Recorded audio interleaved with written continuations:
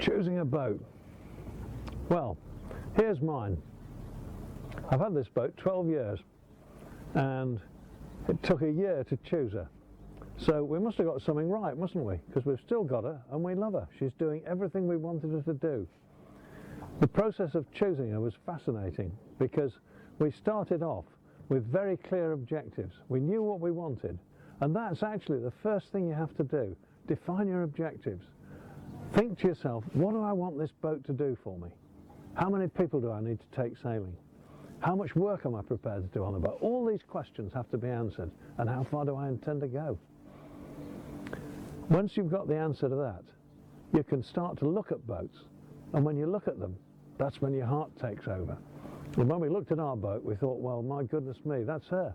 We knew straight away, we knew she'd sort of tick the boxes because we'd been looking at the broker's comments, we'd read the specification, we knew the sort of boat she was. But until we saw her, we couldn't be sure.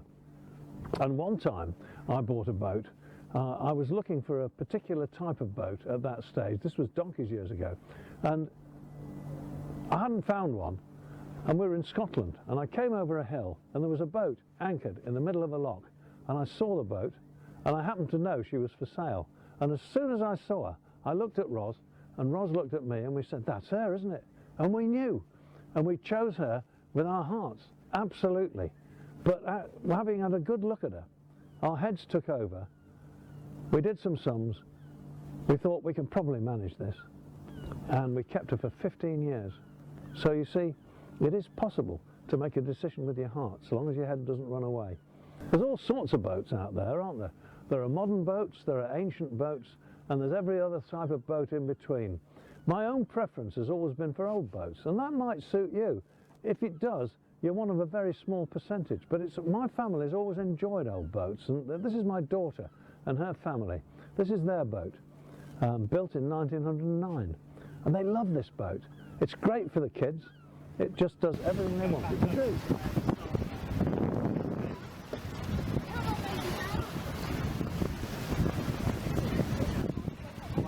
To the left of the starting point? Yeah. If you, I mean, He's gone right away, by the way. He's literally round the corner and gone. yeah, there's not this little boat here. I don't think it's going to have the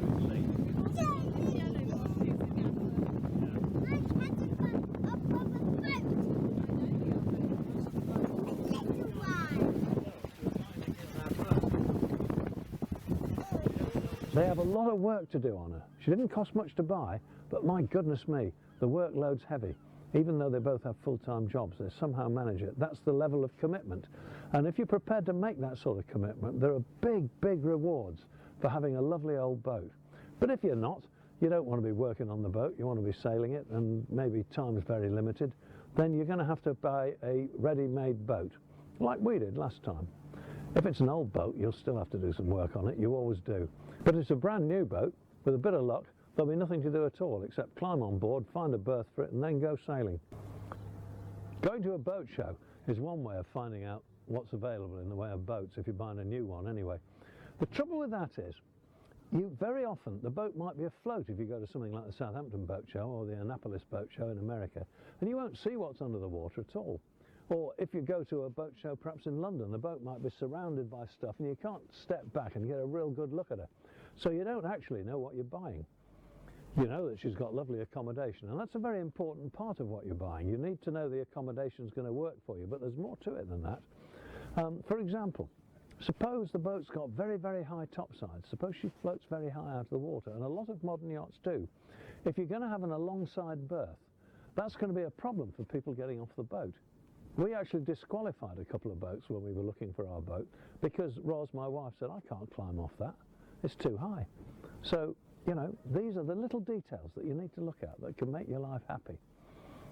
See the boat in the water, see her out of the water, and the last thing is, make sure you insist on having a trial sail. Don't buy a boat without having sail there. You might find that she's tender, leans over too much. You might find she's just plain slow. But you need to sail her and know that you like the feel of her and that you and she can rub along well. So, what sort of boat should you buy? Well, define your objectives, think what you want, and then be educated about what different sorts of boats will do. This is a lifetime's learning really, but I'm going to go now into the boatyard and we're going to have a look at 3 different boats. I've just seen them and it's absolutely brilliant the way they are. They're all set in one little place, so I can basically stand in the middle and look at them. And each one of those boats tells us a story. And it may be that one of them is the right type of boat for you. So, let's go and take a look. Okay, I've popped into the yard now at Lymington, down on the south coast of England, and we're going to have a look at 3 archetypal boats. Here we've got a 1970s classic cruiser racer. These boats were originally designed to go fast and do a bit of cruising on the side. Well, they've been around for a long time now, 50 years, and they are great for cruising, and you can still do club racing in them because they perform really well. But what I want you to look at is the profile of the boat. You see that fin keel? It's all part of the boat. It's not just bolted onto the bottom. It's faired into the boat, and you'll find that the ballast on this boat is inside the keel and it's probably moulded in, so that if you were to touch the bottom, you're not going to lose anything. It's all good and strong. The keel is part of the boat. It's not something extra. Have a look at the rudder. The rudder is supported by that piece of boat that comes down in front of it called a skeg. That rudder is really sound. It's rather a sexy shape, isn't it? I enjoy that. You can see the boat was made to go fast. But the sections of the boat are deep. The hull is quite deep when it goes into the keel. It runs down in this sort of shape, and that gives the boat essential seaworthiness. These boats, you can go anywhere with them, and you'll go reasonably fast. Not fast like a modern foiler or something like that, but quick enough. And in the event of storm conditions, they will look after you. I taught on a boat that was this shape for 4 years, and we drove them upwind in conditions that really a lot of the other boats would have to go home in. These are magnificent boats, but there's a drawback. Here it is. There's not much room inside. Compared with a modern boat of the same length, she's tiny inside. That may not bother you. If there's only 2 of you and you've got perhaps 2 young children, it'd be absolutely okay. But if you're wanting to go off cruising with the rugby team, or you've got 2 adult children plus you and goodness knows and the dog, it's going to be a bit tight. The money's good though, not so expensive as a lot of modern boats. So there you go. Compromise in all things, and that's the first one I wanted to show you, because actually deep down she's my favourite. Okay, let's go and have a look at 2 more now. Okay, here are my other 2 boats, and look at them. It's like the history of yacht development from World War II until the present day. On this side we've got a long keel, heavy displacement, deep water cruiser. A fine boat that will get you there no matter what, and that will look after you long after you've lost interest in looking after the boat. Boats like that are fantastic for people who want to go a long way, or perhaps who have an eye to their heritage. The accommodation is usually really charming in these boats. It's not big, obviously, you can see, but actually it's all right. There's a lot of boat in the water there, and the keel has got its ballast encapsulated. It's absolutely safe. The rudder is hung on the aft end of the keel, so it doesn't even need a skeg to support it. That rudder is not going to fall off the boat. It's a very, very safe boat. And I think it's quite beautiful actually. I love boats this shape. I actually admire this. This is a Giles 38, and some years ago I almost bought one at the time that I ended up buying the boat that I really do have, that we've just been looking at. So that's this one. What about this chap? Well now, if you want to get there fast, here's your man. And there's a lot of them around now. They of course vary in how extreme they are.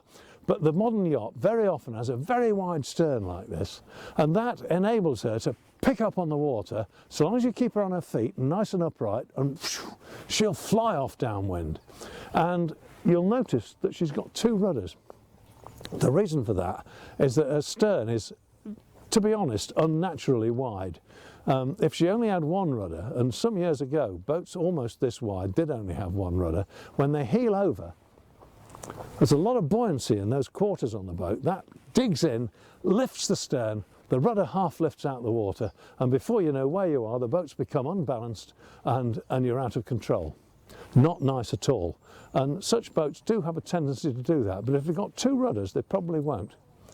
2 rudders leads its own issues, when you're manoeuvring in harbour, because you can't throw water against the rudder with your propeller like you can with a boat with the propeller in front of the rudder.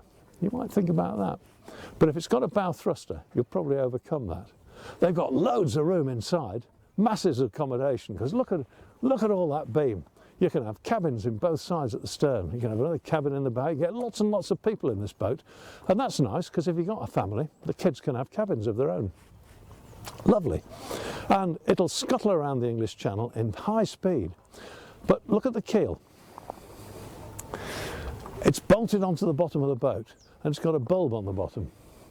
The bulb sticks out in front of the keel as well as behind it. Lovely, shaped like a torpedo. The only thing is, that bulb will catch a fishing net if it comes along. It'll catch a lobster pot. It'll catch anything.